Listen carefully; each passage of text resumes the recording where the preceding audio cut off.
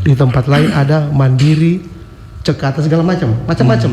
Tapi kemudian oleh Kemenpan diramu menjadi satu yang disebut berakhlak. Nilai dasar berakhlak ini akronim dari berorientasi pelayanan, kemudian akuntabel, kemudian kompeten, harmonis, loyal, adaptif, dan kolaboratif.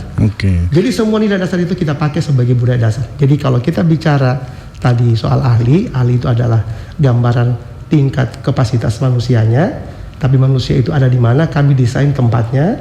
Kemudian setelah kita desain sama-sama, kita establish cara bekerja melalui sistem budaya kerja.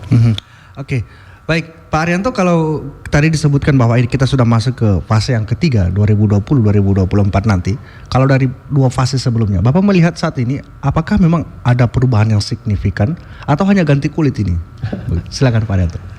Ya, harus diakui ada perubahan ya. Karena pertama waktu 2010 itu kita masih di zaman Orde Reformasi, setelah Orde Baru yang sentralistik, kemudian reformasi. Tanda di awalnya kita berubah dari sentralistik ke desentralisasi dan seterusnya. Itu satu perubahan. Artinya tadinya kebijakan terpusat, sekarang didelegasikan ke daerah, sehingga cara bekerja pemerintahan pun disesuaikan dengan kondisi daerah. Itu yang pertama. Yang kedua adalah perubahan global yang terjadi di era disrupsi. Kalau kita lihat disrupsi ini kan yang paling pertama kita alami kan disrupsi teknologi. Perubahan secara disruptif di soal teknologi yang begitu cepat berkembang dari 2.0, 3, 4 sampai sekarang 4.0.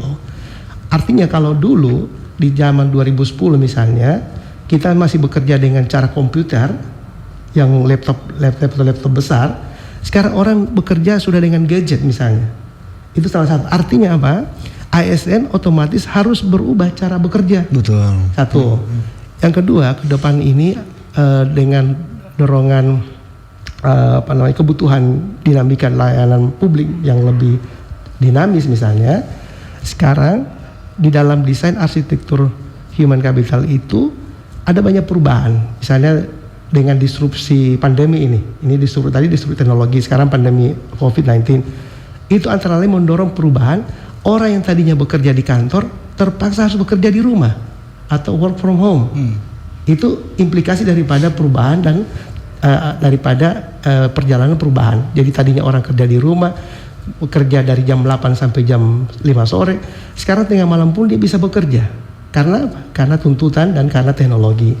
Jadi harus diakui ada perubahan yang mendorong budaya organisasi berubah, budaya bekerja juga berubah.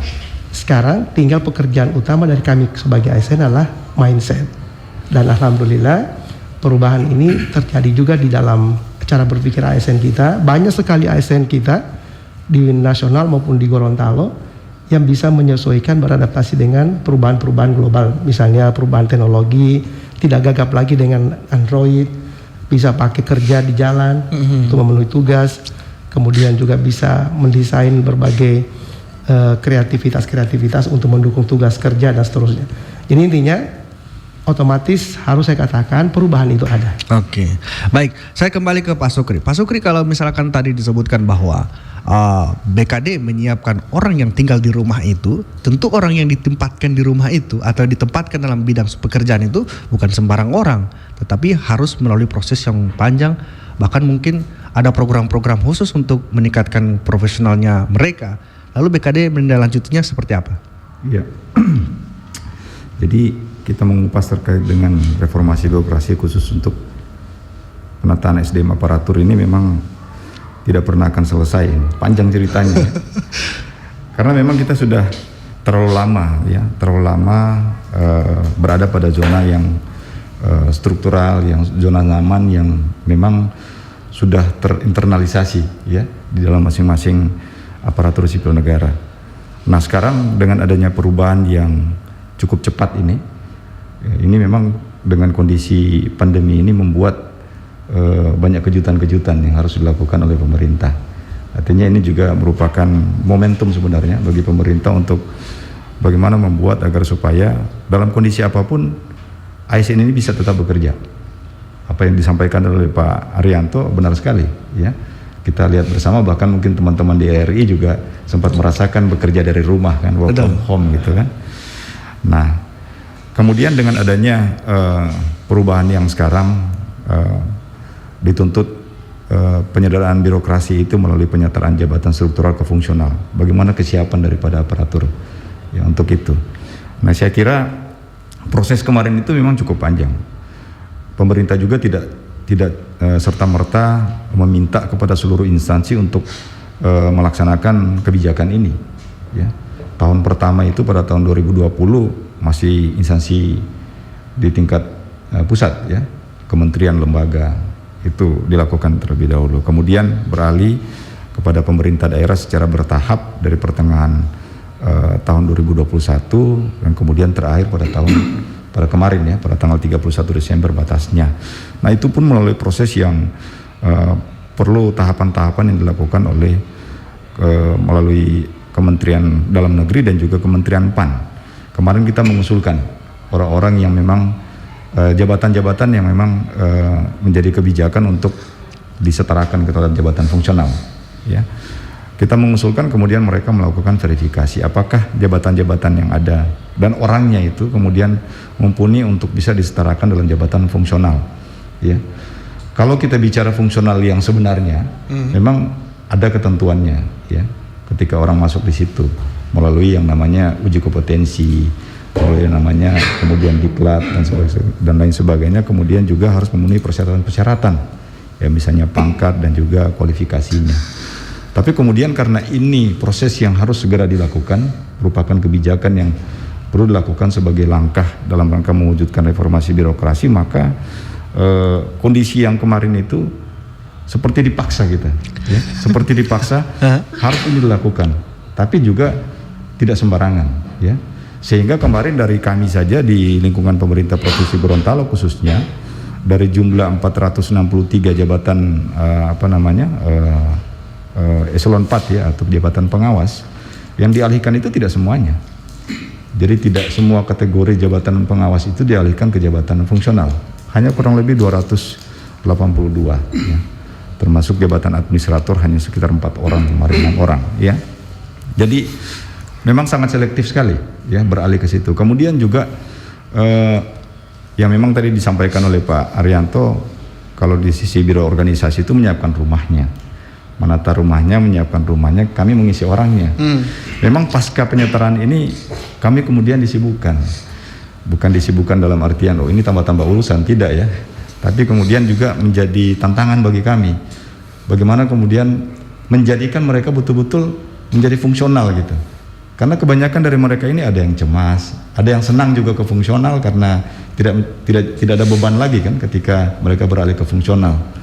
Kemudian karena selama ini biasanya di struktural itu kan ya beban ditunjuk sebagai PPTK misalnya, walaupun pada akhirnya dalam masa transisi mereka tetap ditunjuk PPTK dalam pengelolaan kegiatan gitu. Kemudian yang berikut ada yang cemas juga, mau kerja apa saya ini di fungsional. Selama ini saya di struktural, yang saya lakukan ya sudah nyaman, ketika melaksanakan kegiatan selesai. Setelah itu tidak ada lagi kegiatan.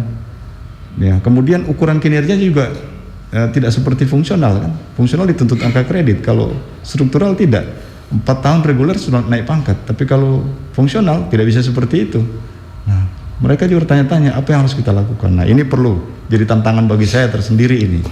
Karena memang ini perlu ada ada penyesuaian. Oleh karena itu dari sisi kedudukan mereka pun saat ini mereka dalam masa transisi ini masih seolah-olah jabatan fungsional rasa struktural gitu. Artinya karena mereka ketika berada ke fungsional mereka masih ditunjuk yang namanya koordinator, subkoordinator. Ya, mungkin tadi disampaikan seperti ganti nama saja sebenarnya, tapi tidak seperti itu karena ini memang masa transisi. Ya, membuat orang-orang merubah mindset seseorang itu dari struktural ke fungsional, dari zona nyaman ke zona yang harus ditutup kinerjanya, itu tidak gampang. Sehingga diberikan kesempatan sampai dengan 1 tahun ini. 1 tahun ya? Masa transisi ini. Jadi masih ada fungsional rasa struktural gitu. Nah, setelah itu full fungsional. 2 level yang diharapkan dengan melalui kebijakan penyetaraan jabatan ini. Kalau di pusat hanya eselon 1, eselon 2, di daerah eselon 2, eselon 3 itu bisa terwujud.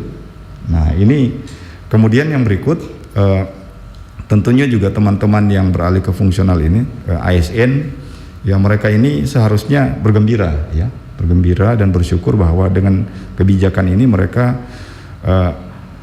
profesionalisme yang ada pada mereka, potensi dan kompetensi yang ada pada mereka ini justru dengan beralih ke fungsional ini akan muncul semuanya.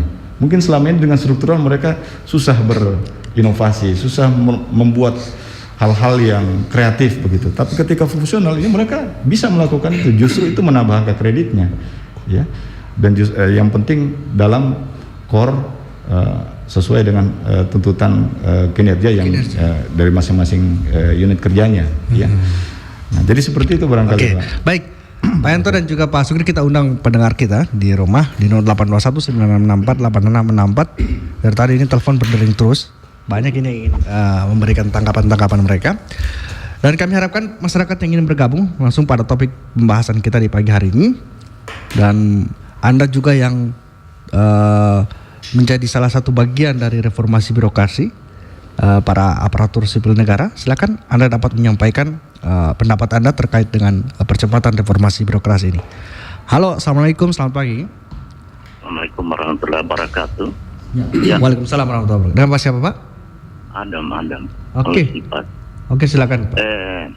Ini semua tentu didasari dengan pola pikir, sikap, attitude yang baik bagi ASN. Saya membandingkan, Pak, antara fungsional dengan struktural. Fungsional akan apa? Mereka tidak dibatasi ruang gerak mereka oleh jabatan struktural atau senioritas atau struktur mereka asal. Salah satu, Pak, ya, profesionalisme, produktivitas, kesejahteraan erat kaitannya 3 unsur ini, Pak.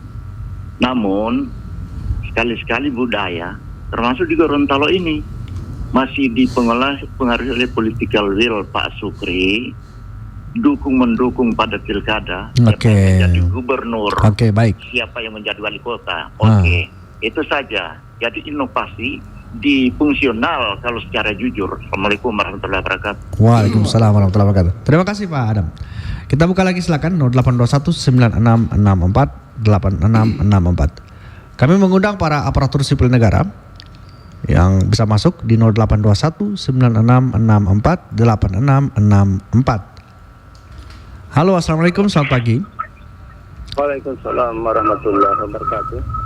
Ya, dikecilkan radionya dulu, Pak. Siapa ya? Oke, silakan Pak. Pak Sudirman di Batuda. Oke, silakan. Saya tertarik dengan pemaparan daripada narasumber. Pak, dikecilkan dulu radionya, Pak. Atau dimatikan saja, Pak, langsung. Ya. Oke, silakan, Pak. Yang pertama, saya langsung pada pertanyaan. Ketika terjadi perubahan yang disampaikan tadi oleh Pak Sukri ya dari BKD, itu ketika seseorang akan dialihkan ke misalnya ke fungsional lah seperti itu, kemudian tiba-tiba ternyata tidak cocok dengan apa yang dia kehendaki. Tidak cocok atau tidak maksimal begitu Pak ya? Iya. Oke. Dia berpikir bahwa mungkin saya tidak akan maksimal di sini. Maka terjadi frustrasi, dia minta pensiun saja. Oke. Ini kira-kira seperti apa ini? Karena begini, kalau kita mengangkat lagi masalah keahlian tadi, ke atas lagi mau ke keahlian. Keahlian yang saya maksudkan adalah bagaimana ketersediaan keahlian tenaga ahli dalam bidang-bidang tertentu, dan ketika itu terjadi kepensiunan, kira-kira adakah yang menjadi calon pengganti di situ? Yang kedua, saya tujukan kepada Pak tadi siapa yang kedua? Pak Arianto. Pak Arianto. Kekhawatiran saya begini Pak, karena Bapak tadi sudah menyampaikan bahwa kita sudah pada era yang keempat ya Kak, fase ketiga, yang kita kenal dengan 4.0 Oke. Ketika kaitannya dengan apa yang saya pertanyakan tadi, sehingga tidak memaksimalkan pelaksanaan pemerintahan, maka apakah tidak menutup kemungkinan di tahun-tahun yang akan datang terjadi frustrasi dan lain sebagainya oleh ASN dan seterusnya, maka tenaga-tenaga ahli dan segala urusan pemerintahan ini akan tergantikan oleh